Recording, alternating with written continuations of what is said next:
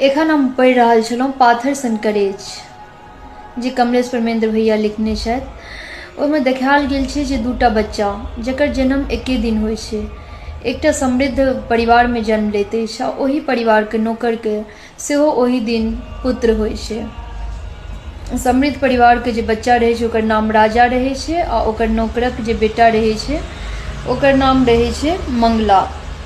तऽ राजाके जे फेरल कपड़ा रहै छै ओ मंगला पहिरै छै। ओकर दिन कहुना न कटै छै और ओकर बहुत नीक जीवन स्तर रहै छै। तऽ ओकर राजाके जे गार्जियन रहै छथिन ओ ओकर भविष्यक सपना देखैत ओकरा ओहि शहरके सबसँ नीक इसकुलमे एडमिशन करबै छथिन। और ई जे नौकरक बेटा रहै छै सरकारी इसकुलमे पढ़ै छै लेकिन बहुत तेज रहै छै।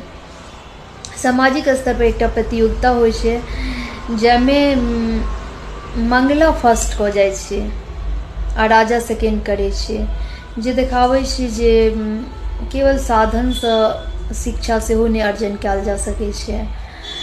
और जेकरामे लगन छै ओ मजदूरियो कऽ कऽ पढ़ि लै छै। लेकिन समाजमे जे छै से धनिक जे होइ छथिन ने ओ दू तरहके होइ छथिन। एकटा धनिक जे गरीबक शोषण केलथि और एकटा धनिक जे गरीबक मदद केलथि। तऽ एकरा जे छै से बाल मजदूरी करऽ लेल एतऽसँ जे एकर मालिक रहै छै ओ दिल्ली पठा दै छथिन अपन बेटी ओतऽ।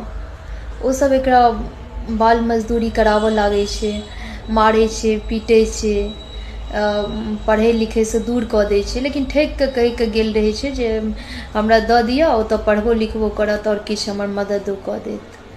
एकर स्थिति ओतऽ बहुत खराब रहै छै, लेकिन कहै छै ने जे भगवान कोनो नीक गोटाके मदद करै लए भेजै छथिन।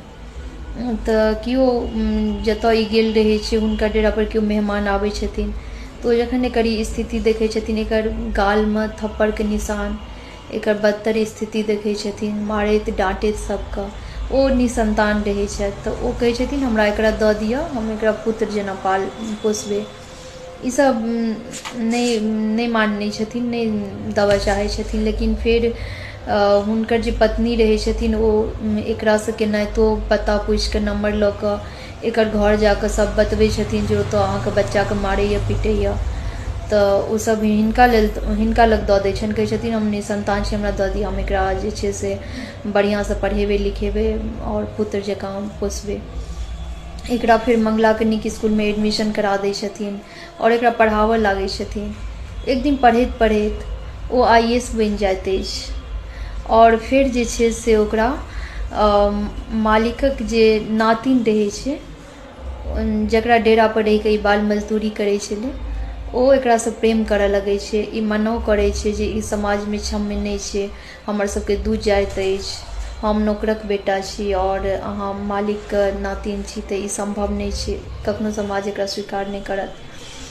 लेकिन तैयो ओ जे लड़की रहै छै प्रिया ओ जिद ठानि दै छै जे नहि हम अहीँसँ बिआह करब नहि तऽ आत्महत्या कऽ लेब। तऽ फेर बहुत अड़चन आबै छै, ईसब बहुत विरोध करै छथिन, ओकर माय बापके मारै लए जाइ छथिन, लेकिन समयपर प्रशासन पहुँच जाइ छै और एकर सबके बिआहो होइ छै।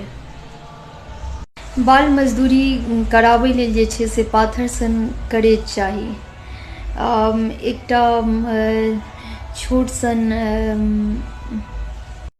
जे पढ़बा काल पाथर सन करेज भऽ जाइ छै, जखन ओ बच्चाके बाल मजदूरी कराबऽ लेल लऽ जाए लागै छै तऽ ओ अपन पिताके कहै छै ऐं बाउ मालिक सब एहन कठोर होइ है जे अपन धियापुताके सुखक खातिर दोसरक खुशी छीन लै है। अपन धियापुताके खूब दुलार करू, खूब पढ़बू आ गरीबक धियापुताके कोनो मोल नहि। ओ बच्चेसँ मेहनत मजदूरी करो, कनिको दया नहीं लगे है जे बाप तो जान उपैछ के मेहनत करते है। छोट धियापुताके छोड़ दिए, नहीं सताबिए। मालिक तो तोरा कहै छला जे मंगलाके पढ़बामे हम मदद करबै, से उल्टे पढ़ाई छोड़ा कऽ मजूरी करऽ लेल परदेश भेजे है। आ ओकर जे माय और दादी रहे ओ कानऽ लगली। कुल 99 पृष्ठक ई पुस्तक छै, हम तऽ एके रातिमे पढ़लियै। तऽ अहाँ सबके नीक लागत तऽ मंगाएब, हम हुनका टैग कऽ दै छी। धन्यवाद।